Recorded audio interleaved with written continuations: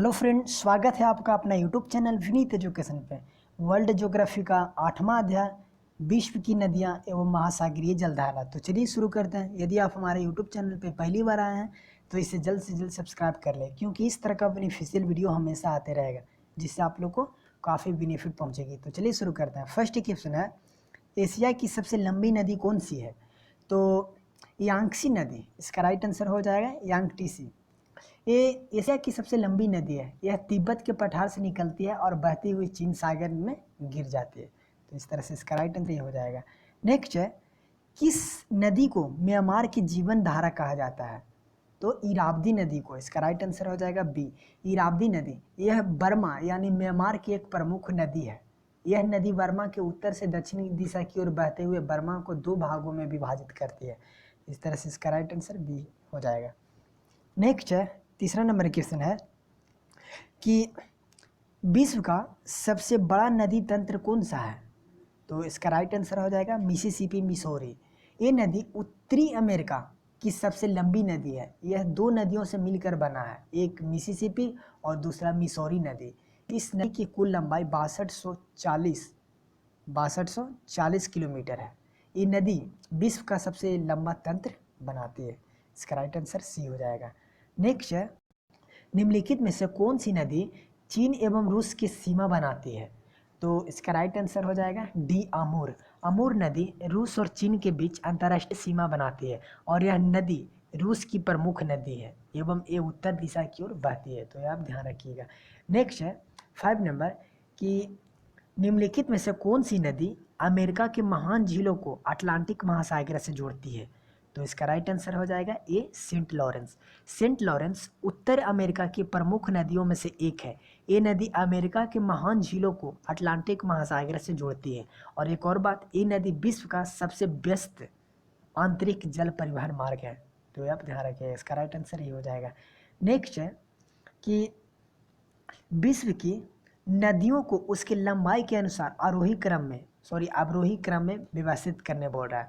तो लंबाई के अनुसार तो विश्व की सबसे लंबी नदी हो जाएगी नील नदी, तो 2 हो जाएगा। इसके बाद जो हो जाएगा अमेजन और इसके बाद तीसरी सबसे बड़ी जो नदी है वो यांगटीसी हो जाएगा। और इसके बाद मिसिसिपी मिसौरी और सबसे लास्ट में यानीसी अंगारा। तो इस तरह से इसका राइट आंसर हो जाएगा 21435 यानी डी। नेक्स्ट है कि निम्नलिखित में से कौन सा देश नील नदी द्वारा अप्रवाहित नहीं होता है? यानी पूछ रहा है कि कौन सी नदी नील नदी का अपवाह क्षेत्र नहीं है।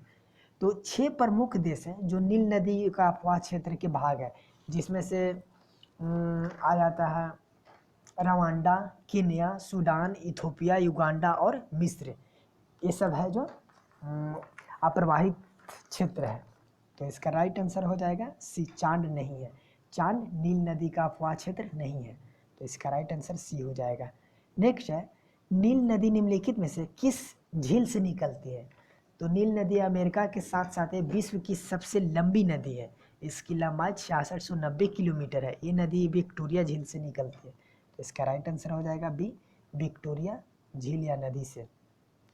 नेक्स्ट है कि यहाँ पे मिलान करने बोल रहा है, नदी का नाम दिया गया है तथा यहाँ पे प्रवाह क्षेत्र कहाँ से प्रवाह होता है। तो माही नदी कहाँ से होता है? अरब सागर से। तो हो जाएगा अरब सागर। अमूर नदी, इसका प्रवाह क्षेत्र कहाँ है? प्रशांत महासागर, इसका प्रशांत महासागर। टिग्रिस नदी का फारस की खाड़ी में। और एक और लीना नदी है वो आर्कटिक सागर में। एक और बात कि रूस की प्रमुख नदियाँ जो है वो अमूर और लीना 2 रूस की प्रमुख नदियां हैं। तो आप ध्यान रखिएगा। इस तरह से इसका राइट आंसर हो जाएगा सी। नेक्स्ट है 10 नंबर क्वेश्चन, निम्नलिखित में से कौन सी नदी भ्रंश घाटी से होकर बहती है? तो इसका राइट आंसर हो जाएगा बी, राइन नदी है वो भ्रंश घाटी से होकर बहती है। नेक्स्ट है,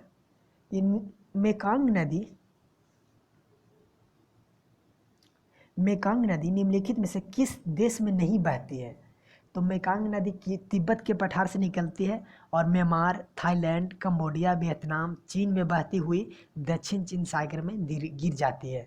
तो इस तरह से इसका राइट आंसर हो जाएगा लाओस में भी कंबोडिया भी मैंने बताया, चीन भी बताया, बट मलेशिया नहीं होगा। इसका राइट आंसर डी हो जाएगा। मलेशिया में मेकांग नदी नहीं बहती है।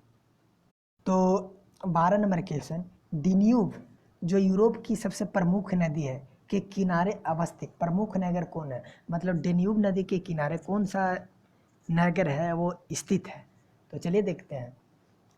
डेन्यूब, पहले इसके बारे में जान लेते हैं। डेन्यूब नदी यूरोप की दूसरी सबसे बड़ी नदी है जो कि जर्मनी के ब्लैक फॉरेस्ट पर्वत से निकलती है और बहती हुई काले सागर में जाकर गिर जाती है।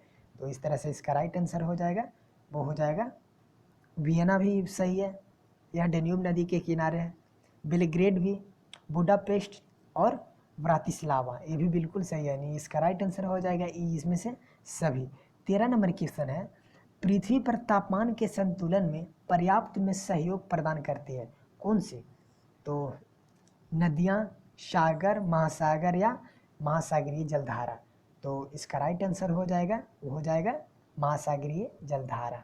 नेक्स्ट है 14 नंबर क्वेश्चन की ओर चलते हैं। तो बोल रहा है कि निम्नलिखित में से यूरोप का गर्म कंबल किसे कहा जाता है? तो गल्फ स्ट्रीम को यूरोप का गर्म कंबल के नाम से जाना जाता है। नेक्स्ट है, हिंद महासागर में सागर धाराओं की नियमित दिशा में परिवर्तन के लिए निम्न कारकों में से कौन सा कारक है वो उत्तरदायी है? इसमें मानसूनी प्रभाव पाया जाता है, यह एक स्थल परिबद्ध महासागर है, या इसकी लवणता में अपेक्षाकृत अधिक विभिन्नता पाई जाती है, या यह एक अर्ध महासागर है? तो इसका राइट मोजाम्बिक।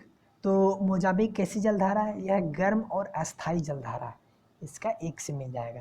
नेक्स्ट है, दक्षिणी विश्व रेखीय में जलधारा रहता है वो कैसा रहता है? गर्म एवं अस्थायी, ये भी हो जाएगा इसका 2 से। सी है पश्चिम ऑस्ट्रेलियाई धारा, तो ये कैसी है? ठंडी एवं अस्थायी, तो इसका 3 से मिल जाएगा। नेक्स्ट है ग्रीष्मकालीन मानसून प्रवाह, तो इसका हो जाएगा 4 से, गर्म एवं परिवर्तनशील जलधारा है। नेक्स्ट है शीतकालीन मानसून प्रवाह, ये कैसी है? इसका मिल जाएगा 5 से, ठंडी एवं परिवर्तनशील, तो इसका राइट आंसर हो जाएगा 1 2 3 4 5 यानी ए। नेक्स्ट है 17 नंबर क्वेश्चन की ओर चलते हैं। तो बोल रहा है कि निम्नलिखित में से कौन से कारक महासागरीय धाराओं को प्रभावित करता है? तो कौन सा प्रभावित करता है? पृथ्वी का अपवर्तन, वायु दाब और हवा, या पृथ्वी का परिक्रमण, या महासागरीय जल का घनत्व? तो इसका राइट आंसर हो जाएगा पृथ्वी का अपवर्तन, ये बिल्कुल सही है। नेक्स्ट है वायु दाब एवं हवा, ये भी बिल्कुल सही है। और नेक्स्ट है महासागरीय जल का घनत्व, यानी 1 2 4 इसका राइट आंसर हो जाएगा, 1 2 4 यानी डी।